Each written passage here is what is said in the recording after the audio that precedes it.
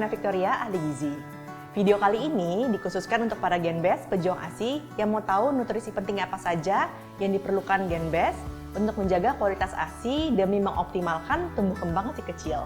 Kita bahas sama-sama yuk.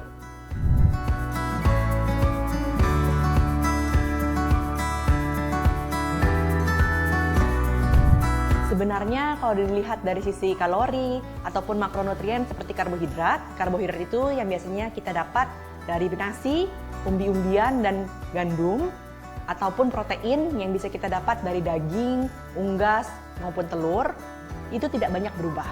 Yang bisa terpengaruh oleh asupan ibu adalah kandungan atau rasio asam lemak, khususnya asam lemak omega 3. Mungkin Genbest juga sering dengar nama lain dari omega 3 ini seperti DHA, EPA maupun ALA. Apa sih omega 3 itu? Omega 3 itu adalah asam lemak yang didapatkan dari seafood seperti ikan, hasil laut lainnya, kacang-kacangan dan biji-bijian, dan diperlukan oleh anak-anak sebagai pembentuk sel otak. Jadi penting banget untuk dicukupkan khususnya di 1000 hari pertama kehidupan anak kita.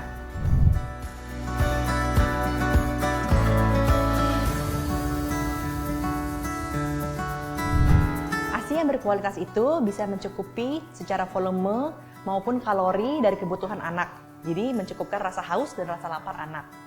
Genbest bisa melihat bahwa anak mempunyai 6-8 popok basah seharinya. Berarti ASI-nya cukup. Caranya gimana sih supaya dapat ASI yang cukup volume dan kalori? Yaitu jika bisa Genbest menyusui dari satu sisi saja sekali menyusui. Jadi hind milk atau ASI akhirnya keluar. Hind milk atau ASI akhir itu biasanya lebih kental, lebih padat kalori, dan lebih padat nutrisi. Sementara ASI yang keluar lebih awal atau disebut dengan fore milk itu biasanya hanya tinggi dari sisi hidrasi atau cairan. Jadi harus ditunggu sampai hind milk atau ASI akhirnya keluar.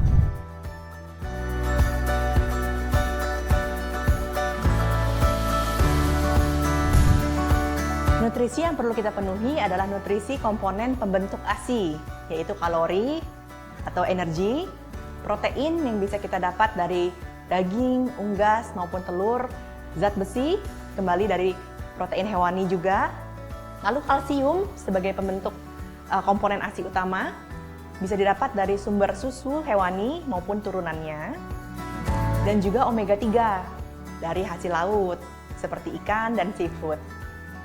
Yang perlu dihindari adalah alkohol dan kafein.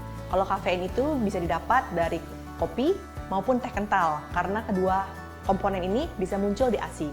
Genbest pejuang ASI juga harus menghindari ikan yang mengandung merkuri tinggi. Biasanya ikan-ikan ini berukuran besar seperti hiu maupun tuna yang besar.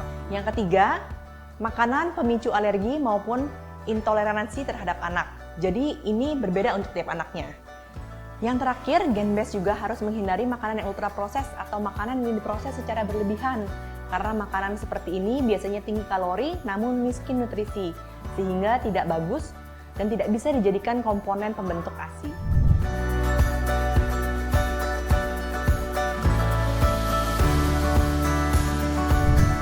Mitos, jadi tidak benar bahwa makanan pedas itu bisa membuat bayi merasa kepedesan.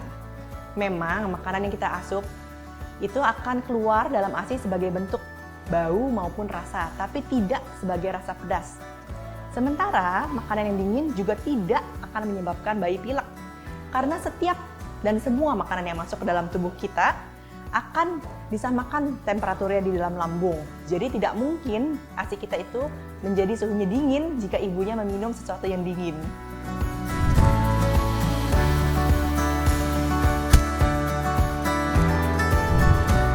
Jadi, Genbest harus menyeimbangkan dan mencukupi rasio ASI awal atau fore milk dan ASI akhir atau hind milk demi mencukupi kebutuhan kalori dan nutrisi si kecil.